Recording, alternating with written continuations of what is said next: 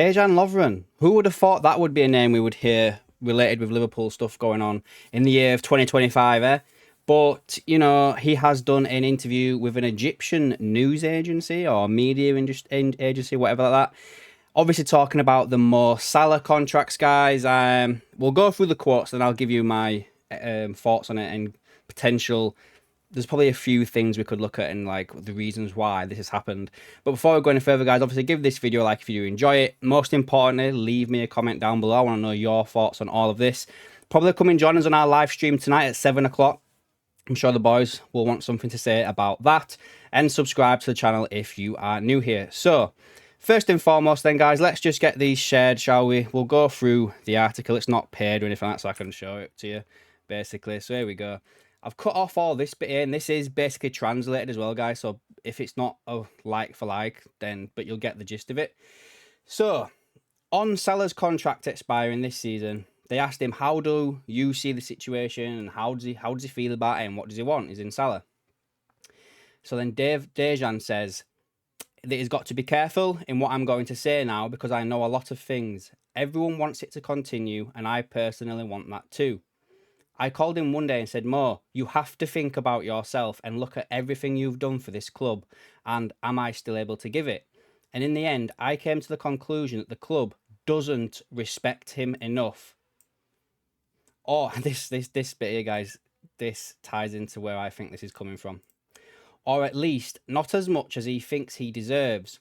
But that's another aspect of the conversation. It's about everything that goes on behind the scenes. Everyone can agree when they look at the numbers, no player has statistics like Mohamed Salah. Not just this season, but over the last 5-6 consecutive seasons.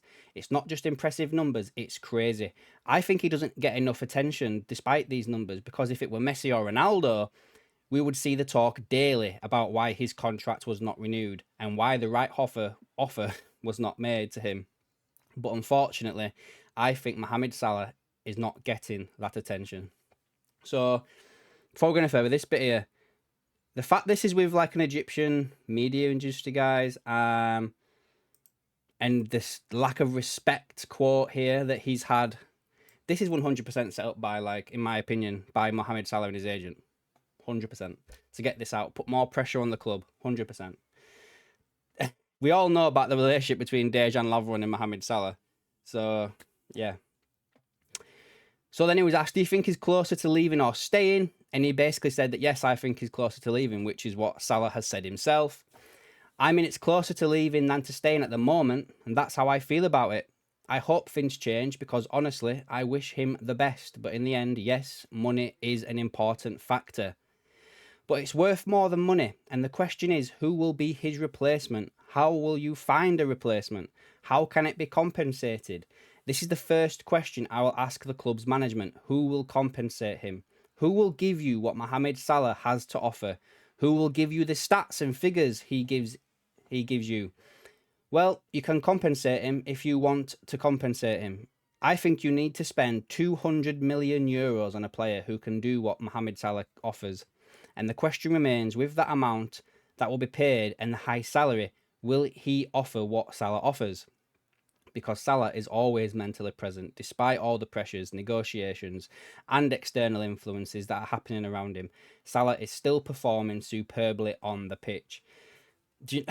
I've not read this fully before I've dived into this, and I don't know. I hate to be that guy with a tinfoil hat and everything like that, but this sounds like, to me, that Salah's has given Dejan something to talk about with this, and it's basically like, and basically said, I can't say these things. Would you say this on my behalf? Maybe I'm speculating there massively. Like, maybe I'm completely off the mark. But just the bit here where it's like, who's going to replace him? I could see Salah saying that. Like, yes, money is a factor. But who are you going to get that's going to replace me? How are you going to afford the person that's going to pay me? Replace me? Do you know what I mean? That's how I see that. He was asked whether Salah had started thinking about the next step in a new club, and he said that he didn't start thinking about a specific club, but he started thinking about a new step. Everyone is shocked, but it's the truth. Sometimes football can't be understood. Football is cruel. Sometimes they don't give you a clear answer. There are people who have a lot of money and maybe they don't care who Mohamed Salah is or what he offers on the field. Maybe in the end they only look at the financial side. Oh my days. They might say, well, this player's not worth this amount.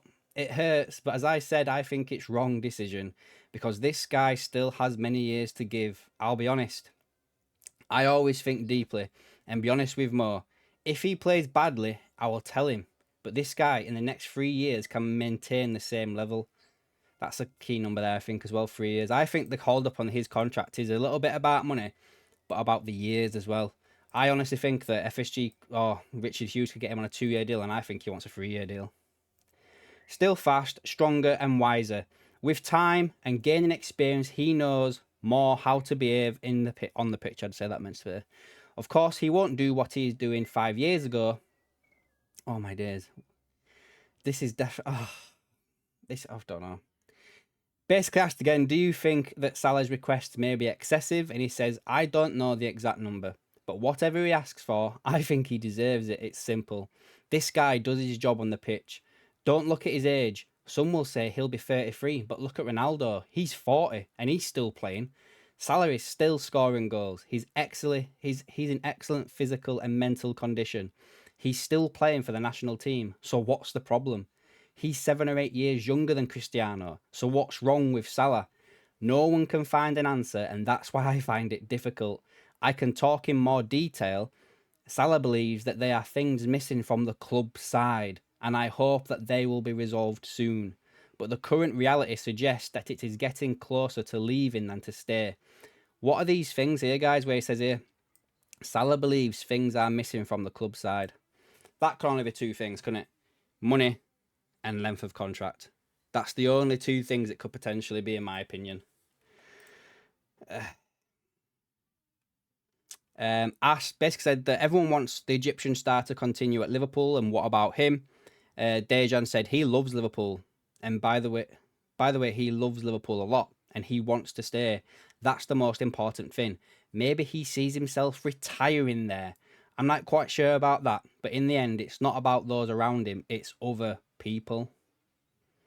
And then asked about a few of things down here, which we won't go into because it's not really relevant to the whole thing, in my opinion. But guys, I'm going to tell this now, right? So there's a few things you can say into this. So you got the whole Salah thing going on right now with it. With the January transfer window's just shut. Liverpool are in desperate need of good news.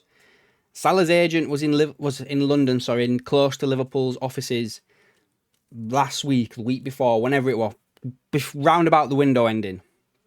Richard Hughes had Virgil van Dijk's representatives in the stadium at the game against Spurs, right, as a guest for him personally, right?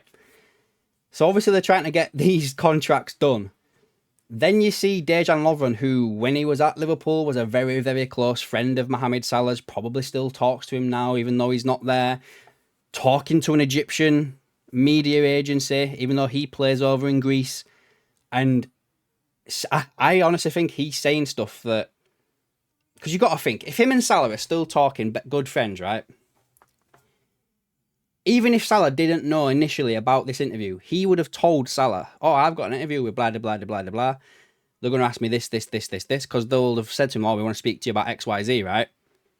Is there anything you want me to say? I could see that happening 100%. Is there anything you want me to say on your behalf that you can't say? Guys. I still think Salah signs, I really do, but... I honestly think that this is to put, because this isn't to like help Liverpool in any way whatsoever. And obviously Lovren is having a bit of a dig at the like upper management at Liverpool regarding this contract. He's not having to go at anybody else. Guys, I could sit here and literally have my tinfoil hat on all day with you, but the video it's already been like nearly 10 minutes anyway. So if you are still here at this part of the video, I want you to let me know below what you think about all this. I know there's probably people watching this going like, it's Dejan Lovern, what does he know about Liverpool? And stuff like that, do you know what I mean? But, guys, the timing of this around the visit of Remy Abbas to London, to the Liverpool offices.